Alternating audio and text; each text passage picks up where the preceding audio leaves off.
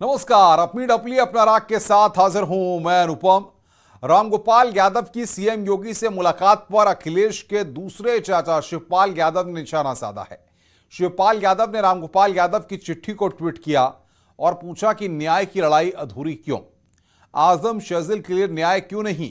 कार्यकर्ताओं के लिए न्याय की लड़ाई क्यों नहीं? वहीं आज पलटवार करते हुए रामगोपाल यादव ने साफ कर दिया कि उन्होंने सीएम योगी से किसी माफिया की पैरवी नहीं की, तो एसपी कार्यकर्ताओं के उत्पीड़न को लेकर सीएम योगी से मुलाकात किए थे। तो क्यों मची है अखिलेश के कुनबे में कलह, इसी पर आज हम चर्चा करेंगे, लेकिन उससे पहले यह रिपोर्ट देखिए।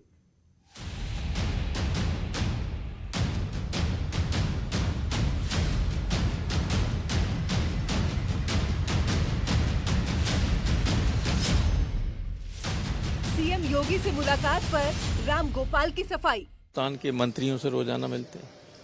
जिस दिन लोकतंत्र में पक्ष और विपक्ष के लोगों की मुलाकात भी बंद हो जाएगी, उस दिन लोकतंत्र खत्म हो जाएगा। लेकिन मुझे अफसोस इस बात का है कि अगर कोई समस्या लेके मुख्यमंत्री से मिलता है, मीडिया उसको दूसरा कलर देने लगता है। लेकिन जो मुझे जानते हैं, चाहे दिन रात मीडिया कहे, हमारे लोगों पर तो कोई असर पड़ने वाला है। दे नो कि दुनिया का कोई लालच, कोई धमकी, कोई चीज हमें न झुका सकती है, न समाजवादी पार्टी की नीतियों से विरत कर सकती है। मैं अपने कार्यकर्ताओं की जो उत्पीड़न हो रहा है उसको लेके जाएं, उसको मीडिया दूसरे तरीके से दिखाता है तो दिखाता रहे। अखिलेश को हरिओम यादव की नसीहत, नकली चाचा से सावधान। जांच से बचने के लिए यादव सिंह वाली प्रकरण में फंस रहे हैं बुरी तरह, तो ये माननीय मुख्यमंत्री के सामने गिड़गिड़ाने और रोने गए, घुटना टेकने गए। और मैं समझता हूँ कि योगी जी जैसे मुख्यमंत्री ऐसे लोगों को कभी माफ़ नहीं कर सकते। अखिलेश जी को अभी भी समझ लेना चाहिए कि इस चाचा से सावधान रहें। जो असली चाचा थे उनको दूर कर रहे हैं और ये नकली चाचा को गले लगा रहे हैं। माफिया की पैरवी करवाकर फंस गए अखिलेश। बहुत देर कर दी हुजूर आते आते। बहुत दिनों से कार्यकर्ताओं का उत्पीड़न हो रहा है। बहुत सारे कार्यकर्ताओं के घरों पर बुलडोजर चला, परेशान किया गया, किसी पे बहुत सारे मुकदमे लादे गए, चाहे वो आजम खान साहब हो, चाहे और भी बहुत सारे छोटे बड़े नेताओं के ऊपर। तब आप कहाँ थे? तब आपकी सोच कहाँ थी? आज अचानक से अगर आप किन्हीं एक दो लोगों के लिए जाएंगे तो आपके ऊपर सवाल उठना लाजिमी है। देखा, जब माननीय मुख्यमंत्री से मिलने गए थे तो क्या समाजवादी पार्टी ने आरोप लगाया था कि इनके अंदर किसी का आत्मा बस गया। और आज प्रोफेसर साहब अंधेरी रात में जा रहे हैं तो उनके अंदर हमारा आत्मा निकल करके उनके यहाँ चला गया। तो अब तो जरूरत है प्रोफेसर साहब का झाड़ फूक कराने की, माननीय अखिलेश यादव जी को। रामगोपाल की सीएम से मुलाकात पर जारी सियासी संग्राम। देखिए, वैसे रामगोपाल जी का व्यक्तिगत मामला है और भारतीय समाजवादी पार्टी का अपना व्यक्तिगत मामला है, लेकिन प्रदेश के मुख्यमंत्री के नाते कोई भी मिले सबका स्वागत है। बीजेपी का ऐलान, जारी रहेगा माफिया पर एक्शन। लगातार यह सोचना चाहिए कि गुंडों, अपराधियों, माफियाओं, दंगाइयों के बल पर राजनीति नहीं होती है। वो जनता के आशीर्वाद से राजनीति होती है और जनता का आशीर्वाद तब मिलता है जब जनता के लिए व्यक्ति काम करता है। एमएलसी चुनाव को लेकर फिर क्यों हिट विकेट हुए अखिलेश? कीर्ति कोल को नहीं मालूम था कि इसमें 30 साल की उम्र होती है। वो चुनाव लड़ी थी विधायक का भी, तो उनकी उम्र उसमें पूरी थी। वो चुनाव लड़ी और हार गई थी। आदिवासी महिला होने के नाते उनको प्रत्याशी बनाया गया था, लेकिन ये भूल कैसे हुई, इस विषय पर हम लोग जाकर के माननीय राष्ट्रपति जी से बात करेंगे। और इसी मुद्दे पर बातचीत करने के लिए एसएन सिंह बीजेपी के प्रवक्ता हमारे साथ जुड़ रहे हैं। डॉक्टर अभिषेक राय प्रवक्ता हैं समाजवादी पार्टी के, अरविंद यादव प्रवक्ता हैं पीएसपीएल के, और जेपी सिंह अर्कवंशी प्रवक्ता हैं एसबीएसपी के। आप सबका बहुत बहुत स्वागत है। डॉक्टर अभिषेक राय, सबसे पहले आपके पास आ रहे हैं। क्या लगता है आपको, आखिर क्या वजह रही कि अब रामगोपाल यादव और शिवपाल यादव के बीच में ही तनातनी शुरू हो गई है? घर का झगड़ा बाहर एक बार फिर आता दिखाई दे रहा है। देखिए, इसमें कोई घर का झगड़ा नहीं है। प्रसपा अपनी अलग पार्टी है और रामगोपाल जी हमारे प्रमुख राष्ट्रीय महासचिव हैं, तो इसमें कोई घर के झगड़े की बात नहीं। उनकी अलग दल है, हमारा अलग दल है। हमारे प्रमुख राष्ट्रीय महासचिव तो आपके टिकट पर ही चुनाव थे, आपकी पार्टी के सिंबल पर ही तो शिवपाल यादव चुनाव लड़े थे। तो हमने तो आजाद तो कर दिया, हमने आजादी तो दे दी उनको कि जहां स्वतंत्र है, वो जहां जाना चाहे, जहां उनका ज्यादा सम्मान होता है उसके साथ चले जाएं। अगर उनको लगता है कि हम उनका उचित सम्मान नहीं दे पा रहे, तो ये बहुत सीधी सी बात है। हमने तो ये चीज माननीय राष्ट्रीय अध्यक्ष जी ने क्लियर कर दी है इसमें कहते हैं, इसमें क्या टिप्पणी करूं मैं। दूसरी बात, हमारे प्रमुख राष्ट्रीय महासचिव जी माननीय मुख्यमंत्री जी से मिलने गए थे। जो समाजवादी पार्टी के कार्यकर्ताओं के ऊपर उत्पीड़न हो रहा है उसके ऊपर उन्होंने बात करने की कोशिश करी कि साहब देखिए, हम जरूर प्रमुख विपक्षी दल हैं, पर कहते हैं राजनीतिक विद्वेष से नहीं होती है। तो माननीय मुख्यमंत्री जी से यही अनुरोध करने सवाल तो ये खड़ा कर रहे हैं अरविंद यादव, पीएसपीएल के प्रवक्ता भी हमारे साथ जुड़े हुए हैं। अरविंद जी, अगर रामगोपाल यादव मुख्यमंत्री से मुलाकात करते हैं तो शिवपाल जी को दर्द यह है कि न्याय की लड़ाई अधूरी क्यों? आपको कैसे लगता है कि न्याय की लड़ाई अधूरी है? देखिए, अभी सपा के साथी अनुपम जी जो बातें कह रहे थे, हालांकि कल भी मैं आप ही के साथ डिबेट में था इसी समय जी, दो बातें हैं। बड़ा वाजिब आपने सवाल किया कि सिंबल तो आप ही का था महोदय, जिस पे गोल मटोल कर गए कि हमने आज़ाद कर दिया। इसका मतलब कि आप अपने कार्यकर्ताओं और पदाधिकारियों को गुलाम बना के रखते हैं, जो स्वतंत्रता की लेटर आप देते हैं, पहली बात। दूसरी बात, आइए प्रोफेसर साहब पे। आप धन पशुओं को बचाने के लिए तो चले जाते हैं, एक गरीब समुदाय का व्यक्ति जो कपड़ा प्रेस करता है उसके जो मुकदमा लिखाया है, जो गैंगस्टर है, भूमाफिया है, उसको बचाने के लिए आप माननीय मुख्यमंत्री से चोरी चुपके से मिल लेते हैं। आपको जब मजबूरी होती है तो आप ट्वीट करते हैं कि पिछड़े दलित मुसलमान। अरे भाई, पिछड़े दलित मुसलमान के आड़ में आप अपराधियों से, गैंगस्टरों से, अपने धन पशुओं से बचाने के लिए मिलते हैं। अगर मिलना ही था तो आप प्रतिनिधिमंडल के साथ मिलते। और आज किस तरीके की सफाई दी जा रही है, तब माननीय श्री शिवपाल सिंह यादव जी ने कहा कि ये न्याय की लड़ाई अधूरी क्यों? इसलिए कि आजम खान साहब के लिए आप नहीं मिले, शहजील इस्लाम के लिए नहीं मिले, नाहिद हसन जी के लिए नहीं मिले, तमाम आप ही के कार्यकर्ता जेलों में बंद हैं, उनके लिए आप नहीं मिले। जब माननीय श्री शिवपाल जी सैफई के पीजीआई के लिए जाकर के मिले, जब जसवंत नगर की जनता अभिषेक जी जवाब दीजिए भाई, आप ही से बात हो रही है, आप ही के लिए कह रहे हैं ये, तो ये लोग क्या आरोप लगाते थे? आज क्या ये प्रोफेसर साहब को आजादी का पत्र बांटेंगे क्या, स्वतंत्रता का पत्र बांटेंगे क्या? उनको नहीं बांट सकते, इसलिए कि लड़ाई उनके द्वारा कराई जाने वाली लड़ाई है। अब जवाब सुनेंगे कि आप ही बोलते रहेंगे? नहीं, जवाब अब कुछ है। अब झूठों बिल्कुल है, हम लोग थोड़ा बिल्कुल है। आपने सिर्फ मुंह में आप चोर चक्कों की लड़ाई लड़ेंगे और कहेंगे कि लोहिया जी जनेश्वर जी की विचारधारा की लड़ाई है। आप भारतीय जनता पार्टी की तारीफ करते नहीं सकते और मुलायम सिंह जी नेताजी का नाम अरे सुनिए, मैं भारतीय जनता पार्टी की तारीफ नहीं कर रहा हूँ, मैं कह रहा हूँ कि आप कहते हो लोहिया जी की विचारधारा, जनेश्वर जी की विचारधारा, नेताजी की विचारधारा, भाई ये कौन सी लड़ाई है? आप लड़ाई लड़ते हो चोरों की, उच्चकों की, माफियाओं की, गैंगस्टरों की। आप लोग कहते ना और कहते हो कि पिछड़े दलित मुसलमानों की लड़ाई हम लड़ने गए थे। नहीं चलेगा साहब, चोरी चुपके से कौन सी लड़ाई लड़ने गए थे महोदय? सत्ता के लोग आप अपने धन पशुओं की, जो आपके लिए धन वसूलते हैं, उनके लिए आप लड़ाई लड़ते हैं। नेताजी के लिए ये तो प्रोफेसर साहब ने तय कर दिया।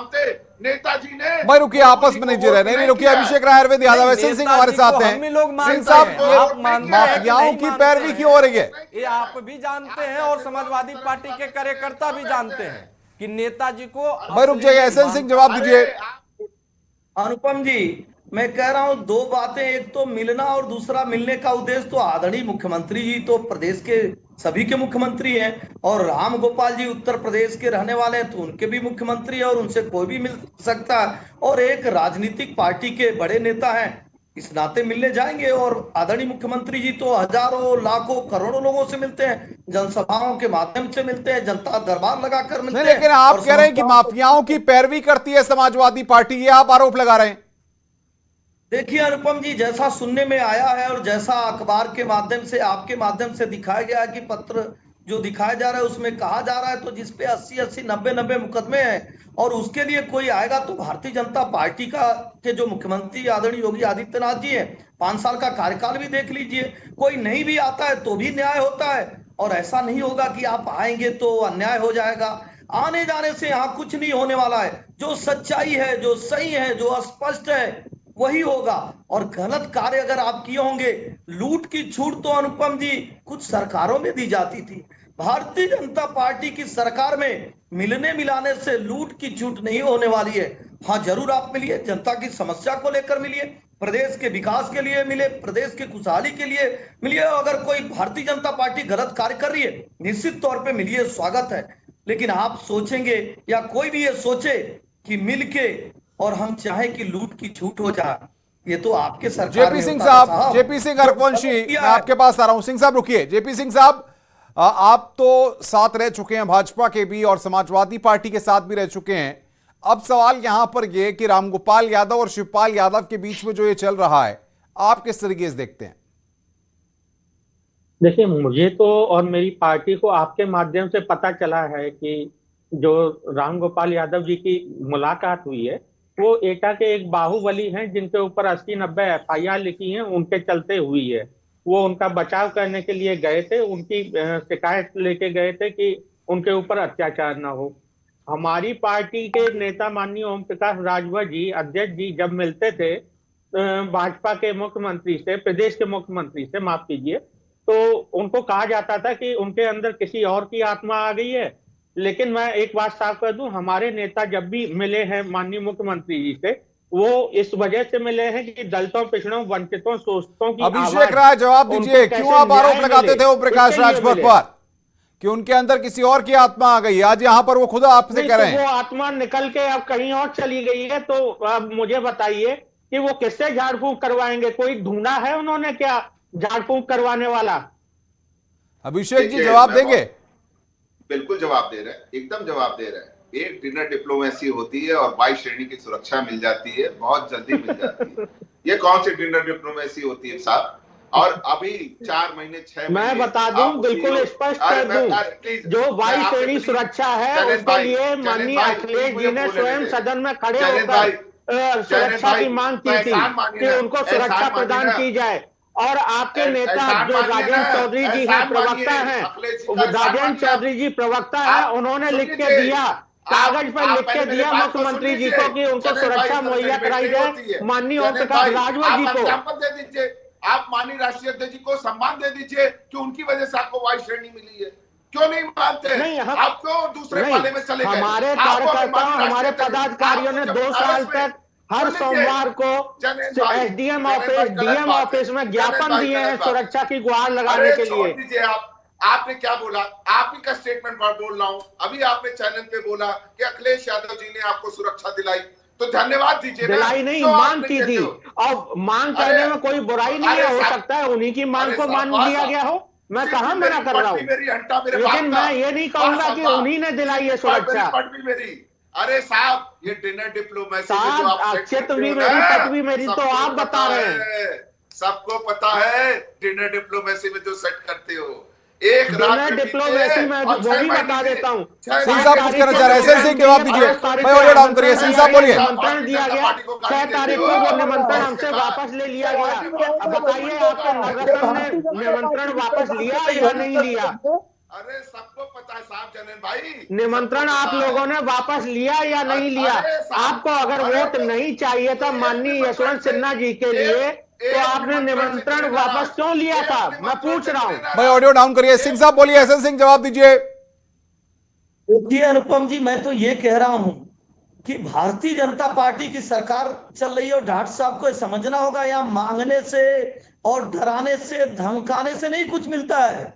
यहाँ जो वाजिब रहेगा वही मिलेगा। पहले की सरकारें थी कि अपराधियों की मदद कर दीजिए और बाद में अपराधियों से मदद ले लीजिए, इस तरह की चीजें भारतीय जनता पार्टी में नहीं होता है। दूसरी बात मैं कहूँ अनुपम जी, कई दिन से इस बात का जोर लगाकर शोर मचाया जा रहा है। अरे प्रदेश की जनता को क्या मतलब है एक परिवार, एक कुनबा किस तरह से बिखर रहा है, किस तरह से। और जब इनकी सरकार थी अनुपम जी, तब भी प्रतिदिन प्रेस कॉन्फ्रेंस करके यही बातें होती थी, परिवार में कौन बड़ा, कौन छोटा, कौन बाएं का, कौन दाएं का। आप देखिए अनुपम जी, हम काशी कॉरिडोर का विकास कर दिए, हम अयोध्या में कॉरिडोर बनाने जा रहे हैं, मथुरा में कॉरिडोर बनाने जा रहे हैं, विकास के कार्य कर रहे हैं। और एक परिवार, एक कुनबा इसमें लड़े जा रहा है, बड़े छोटे की लड़ाई हो रही है, एक दूसरे को रुतबा। अभिषेक राय जवाब दीजिए। ये प्रदेश की जनता को इससे क्या मतलब है? कॉरिडोर में खुलेआम भ्रष्टाचार हुआ। मैं आपको भाई जरा दोनों को विंडो में लीजिए। नीलकंठ तिवारी को क्यों बर्खास्त किया इन्होंने? नीलकंठ तिवारी को दोबारा क्यों मंत्री नहीं बनाया इन्होंने? मैं पूछना चाहता हूँ सिंह साहब से, मैं सिंह साहब से पूछना चाहता हूँ और जवाब दे नहीं पाएंगे ये। मैं पूछना चाहता हूँ नीलकंठ तिवारी को क्यों नहीं बनाया दोबारा मंत्री? संस्कृति मंत्री थे और काशी कॉरिडोर के जिम्मेदार थे। सबसे बड़ा भ्रष्टाचार हुआ है काशी कॉरिडोर में। आप उसका न्याय जांच करवा दो। जितना भ्रष्टाचार हुआ है उसको सबको पता चल जाएगा। भ्रष्टाचार से लोगों ने कितनी बिल्डिंगें बना ली। आप कोई योजना लेकर आइए और कहिए कि हम ये चाहते हैं, हम उसको नहीं पूरा करेंगे करना। शुरू से भी अपराधियों का साथ देने वाले लोग, आतंकवादियों का साथ देने वाले लोग, सैफई और इटावा का विकास करने वाले लोग, आज जो पत्र के माध्यम से पता चल रहा है अपने रिश्तेदार के लिए, अरे भाई रिश्तेदार के लिए थोड़े ना मुख्यमंत्री जी बैठे हैं। मुख्यमंत्री जी तो सबके हैं डॉक्टर साहब। आप अगर गलत मांगने जाएंगे तो भारतीय जनता पार्टी में नहीं पूरा होने वाला है। अरविंद यादव भाई रुकिए, एसएन सिंह रुकिए, अभिषेक राय रुकिए। अरविंद यादव सवाल ये है जी कि शिवपाल यादव जी को क्यों लग रहा है अब कि अगर रामगोपाल यादव योगी आदित्यनाथ से मिल लेते हैं, बातचीत कर लेते हैं, तो उनको आजम खान की भी लड़ाई लड़नी चाहिए थी, बाकी और जितने लोग हैं उनकी लड़ाई भी लड़नी चाहिए थी। शिवपाल यादव तो खुद भी लड़ सकते थे ना? नहीं, देखिए आदरणीय आजम खां की लड़ाई जेल के अंदर बार बार जाके माननीय शिवपाल जी मिलते हैं, सदन में आवाज माननीय शिवपाल जी उठाते हैं, जेल से रिहाई के समय माननीय शिवपाल जी जाते हैं। नाहिद हसन से लेके शहजिल इजलाम तक की आवाज को माननीय श्री शिवपाल जी ने बुलंद किया है और हर कार्यकर्ताओं की, अनुपम जी कोई नई बात नहीं है, हर बार आपके चैनल पे मैं साथ रहा हूं और कहा हूं कि समाजवादी जितने लोग हैं जो नेताजी के साथी हैं, अगर उनका कहीं भी अपमान करने की कोशिश की गई तो माननीय नहीं, तो अखिलेश यादव ने लड़ाई नहीं लड़ी। आप कह रहे हैं अखिलेश यादव ने लड़ाई नहीं, चाचा ने लड़ाई लड़ी? नहीं, लड़ाई नहीं लड़ी, अपमान पे अपमान किया गया। हरिओम यादव जी जो बोल रहे थे ये प्रोफेसर साहब के इशारे पे ही हुआ उनका अपमान। सभापति रमेश यादव जी एटा में उनके ही इशारे पे हुआ। सुखराम जी के किसके इशारे पे हुआ? पन्ना जी के किनके इशारे पे हुआ? बताएं अभिषेक राय जी। पहली बात। दूसरी बात मैं कह रहा हूं कि मुख्यमंत्री जी बहुत न्यायप्रिय व्यक्ति हैं, न्याय दिलाते हैं।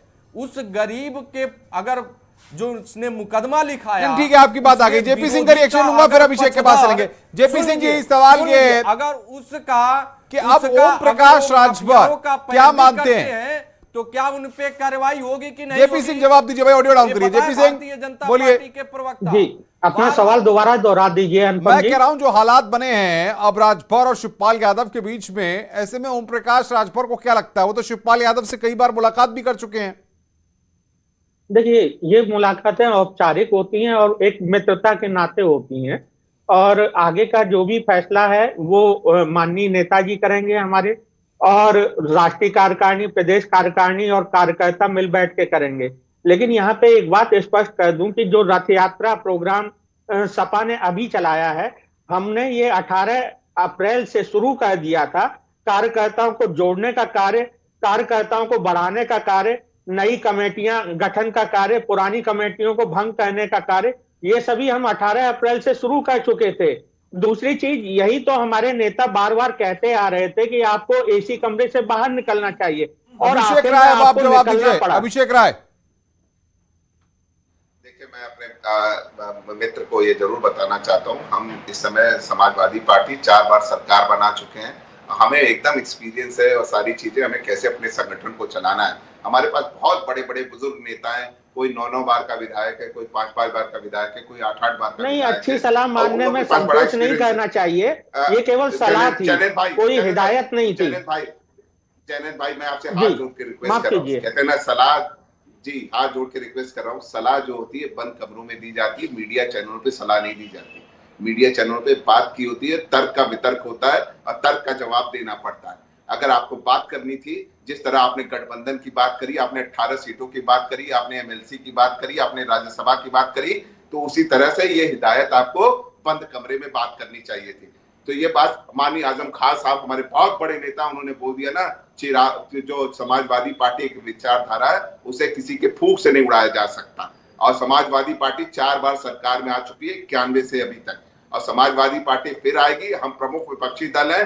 2018 में 353 सीटों में चुनाव। समाजवादी पार्टी तो अभी भी आश्वस्त है कि एक बार फिर आएगी, तो आपको लग रहा है कि अब आपके लिए खतरे की घंटी है, ये इनका ओवर कॉन्फिडेंस है? सिंह साहब, आवाज आ रही है आपको मेरी?